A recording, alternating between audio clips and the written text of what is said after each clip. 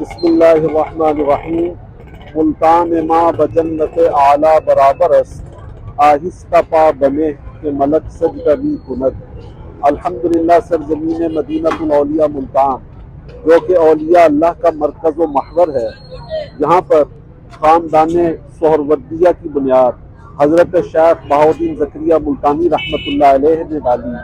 اسی طرح خاندان چشتیہ کی بنیاد حضرت خواجہ حافظ محمد جمال اللہ ملتانی رحمۃ اللہ علیہ نے رکھی۔ اسی طرح خاندان قادریہ کی بنیاد حضرت سیدی موسیٰ پاک شہید رحمۃ اللہ علیہ نے رکھی۔ اس وقت ہم موجود ہیں ملتان کے مشہور و معروف حرم گیٹ پر۔ یہ بہت ہی مصروف چوک ہے، یہاں سے انشاءاللہ ہم پاک گیٹ کی طرف جائیں گے، جہاں پر حضرت سیدی موسیٰ پاک شہید رحمۃ اللہ علیہ کا مزار پاک ہے۔ انشاءاللہ ان کی سیرت کے حوالے سے بھی سنیں گے اور ان کے مزار پاک کی زیارت بھی کریں گے۔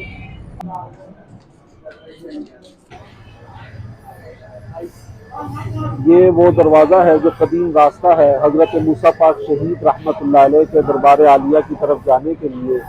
سرافہ بازار کے اندر سے یہ راستہ موجود ہے۔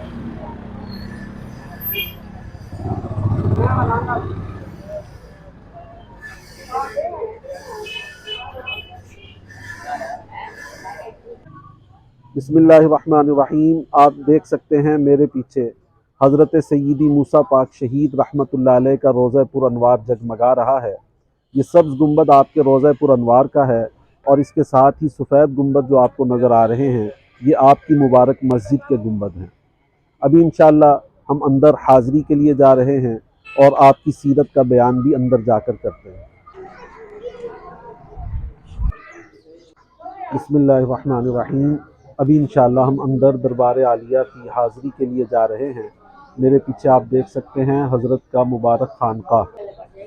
آپ کی مبارک خانقاہ میں آپ کے اور آپ کے شہزادگان کے مزارات عالیہ ہیں، اور ساتھ ہی قبرستان میں ایک قدیم درخت موجود ہے جس کے بارے میں کہا جاتا ہے کہ حضرت شیخ عبدالحق محدث دہلوی رحمۃ اللہ علیہ اسی درخت کے نیچے بیٹھ کر حضرت سید موسیٰ پاک شہید رحمۃ اللہ علیہ سے فیضان حاصل کرتے رہے۔ خانقاہ مبارکہ میں داخل ہوتے ہی دائیں طرف یہ درخت موجود ہے جو حضرت موسیٰ پاک شہید رحمۃ اللہ علیہ کے دور کی یادگار ہے۔ یہیں پر حضرت شیخ عبدالحق محدث دہلوی رحمۃ اللہ علیہ آپ کی بارگاہ میں حاضر ہوئے۔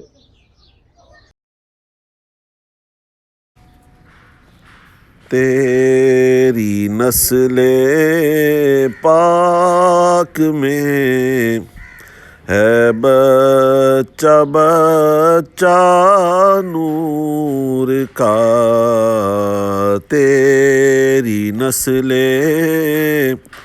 پاک میں ہے بچہ بچہ نور کا، تیری نسل پاک میں ہے بچہ بچہ نور کا، تو ہے عین نور تیرا سب گھرانہ نور کا، تو ہے عین نور تیرا سب گھرانہ نور کا، صبح و طیبہ میں ہوئی بٹتا ہے باڑا نور کا، صدقہ لینے نور کا آیا ہے تارا نور کا، نور کی سرکار ہے کیا اس میں توڑا نور کا، نور کی سرکار ہے کیا اس میں توڑا نور نور کا جو گدا دے. بسم اللہ الرحمن الرحیم. یہ مبارک دروازہ جو آپ کی مبارک خانقاہ کا ہے، چاندی کے پتھر اس پر چڑھائے گئے ہیں، بڑا خوبصورت بنا ہوا ہے، جس پر خانہ کعبہ اور روضہ رسول صلی اللہ علیہ وسلم کی تصاویر بنائی گئی ہیں.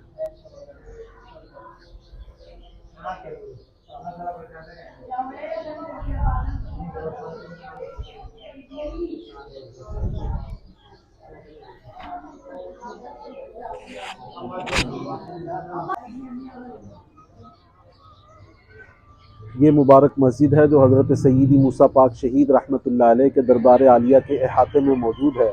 یہ بہت قدیم مسجد ہے، گمان کیا جاتا ہے کہ یہ بھی حضرت ہی کے دور میں بنائی گئی تھی. آئیے اس مسجد کی بھی زیارت ہم آپ کو کرواتے ہیں. یہی مسجد، یہی کعبہ، یہی گلزار جنت ہے. یہی مسجد، یہی کعبہ، یہی گلزار جنت ہے. یہی مسجد، یہی کعبہ، یہی گلزار جنت ہے. چلے آؤ مسلمانوں، یہی تخت محمد ہے. چلے آؤ مسلمانوں، یہی تخت محمد ہے. بسم اللہ الرحمن الرحیم. آئیے حضرت سیدی موسیٰ پاک شہید رحمۃ اللہ علیہ کی سیرت مبارکہ کے حوالے سے بھی کچھ جانتے ہیں. آپ حضرت غوث اعظم شیخ عبد القادر جیلانی رضی اللہ تعالیٰ عنہ کی اولاد امجاد میں سے ہیں. آپ کے والد ماجد کا اسم مبارک سید حامد جہاں بخش ہے اور آپ کے دادا جان سید عبد الرزاق ہیں. آپ اچ شریف کے مشہور بزرگ حضرت سید محمد غوث قادری رحمۃ اللہ تعالیٰ علیہ کی اولاد امجاد میں سے ہیں. آپ کا سلسلہ نسب سرکار غوث پاک رضی اللہ تعالیٰ عنہ تک جا ملتا ہے. آپ کی ولادت مبارکہ سن 952 ہجری میں اچ شریف میں ہوئی. آپ کی زیادہ تر زندگی اچ شریف ہی میں گزری اور وہیں پر آپ کے فیوز و برکات جاری رہے. آپ کثرت سے عبادت فرمایا کرتے تھے. آپ نے خود تحریر فرمایا کہ مجھے اپنے جد امجد سے پہلے فیض حاصل ہوا، بعد ازاں والد ماجد سے حاصل ہوا. میں ہر وقت والد صاحب کی خدمت میں حاضر رہتا. طفولیت میں بھی یہی مجھے شوق تھا کہ جہاں تک ہو سکے میں اللہ کی یاد میں محو رہوں. آپ فرماتے ہیں اگرچہ استاد کے پاس میں نے کافیہ تک تعلیم حاصل کی، لیکن تائید غیبی نے مجھ سے وہ کتب فہمی کرائی کہ تحصیل ختم کیے ہوئے کم لوگوں کو نصیب ہوتی ہے. تلاوت قرآن شریف اور ذکر طیبہ شوق سے کیا کرتا. ذکر کی یہ حالت تھی کہ کھانا کھانے میں بھی سستی کیا کرتا. میری والدہ ماجدہ بعض اوقات میرے والد صاحب سے شاکی ہوا کرتی کہ ذکر خدا میں کھانے تک کی پرواہ نہیں کرتا، کھانا ٹھنڈا ہو جاتا ہے. مجھے والد صاحب فرمایا کرتے کہ بابا نفس کے آرام کے لیے بھی کچھ ہونا چاہیے، ابھی ریاضت کا وقت بہت پڑا ہے. لیکن صبح کی نماز کے بعد والد ماجد مجھے اپنے سامنے بٹھا کر وظائف پڑھوایا کرتے اور ذکر جہر کروایا کرتے. جبکہ میری عمر 9 سال تھی آپ نے مجھے بعض اسماء الہیہ اور ادعیہ مسنونہ کی تلقین کی. اب میری عمر 52 سال کی ہے. مجھے یاد نہیں کہ آج تک میں نے کبھی ان وظائف میں ناغہ کیا ہو. آپ مزید لکھتے ہیں جب مجھے معلوم ہوا کہ وابتغوا الیہ الوسیلہ فرمان الہی ہے، یعنی کسی نہ کسی نیک بندے کا وسیلہ ہمارے پاس موجود ہونا چاہیے، کسی نہ کسی شیخ کا دامن ہاتھ میں ہونا چاہیے، یہ شوق دامن گیر ہوا کہ مجھے کوئی وسیلہ پکڑنا شرط سلوک ہے. تو پھر میں حضرت والد ماجد کی بارگاہ میں حاضر ہوا اور آپ ہی کے دست حق پرست پر بیعت ہو گیا. آپ کی علو شان کے لیے یہ بات کافی ہے کہ حضرت شیخ عبد الحق محدث دہلوی رحمۃ اللہ علیہ، جن کے بارے میں کہا جاتا ہے کہ ہندوستان میں علم حدیث کو لانے والی ہستی آپ ہی ہیں۔ آپ کو جب مرشد کامل کی تلاش ہوئی، سلسلہ قادریہ میں آپ ذوق رکھا کرتے تھے، سرکار غوث پاک رضی اللہ تعالیٰ عنہ سے آپ کو بہت زیادہ عقیدت تھی، اور اس کا ذکر آپ نے اپنی کتاب اخبار الاخیار میں بھی فرمایا ہے۔ تو آپ کو جب مرشد کی تلاش شروع کی تو آپ کی نظر حضرت سید موسیٰ پاک شہید رحمۃ اللہ علیہ پر ٹھہر گئی۔ حضرت شیخ عبدالحق محدث دہلوی رحمۃ اللہ علیہ جب مرشد کی تلاش میں چاروں طرف نگاہ دوڑاتے ہیں تو آپ کی نگاہ پاک حضرت سید موسیٰ پاک شہید رحمۃ اللہ علیہ پر ٹھہر گئی، اور آپ حضرت کی بارگاہ میں حاضر ہوئے اور آپ کے دست حق پرست پر بیعت فرمائی۔ حضرت شیخ عبدالحق محدث دہلوی رحمۃ اللہ علیہ اخبار الاخیار میں تحریر فرماتے ہیں، یہ آپ ہی کا فیض باطن ہے جس نے میرے ظاہر و باطن کو محفوظ رکھا ہے اور اول سے آخر تک بچائے رکھا ہے۔ میرے والد ماجد بھی آپ ہی کے در کی خاک تھے اور اسی نسبت کے زیر اثر تربیت دیا کرتے اور تقویت پہنچایا کرتے تھے۔ آپ کا وصال مبارک سن 1010 ہجری میں شعبان المعظم کے مبارک مہینے میں ہوا، اسی نسبت سے ماہ شعبان المعظم میں آپ کا عرس پاک بھی ہوتا ہے۔ آپ کی شہادت کی وجہ یہ ہوئی کہ آپ کے مریدین کے کچھ علاقوں پر ڈاکوؤں نے حملہ کر دیا۔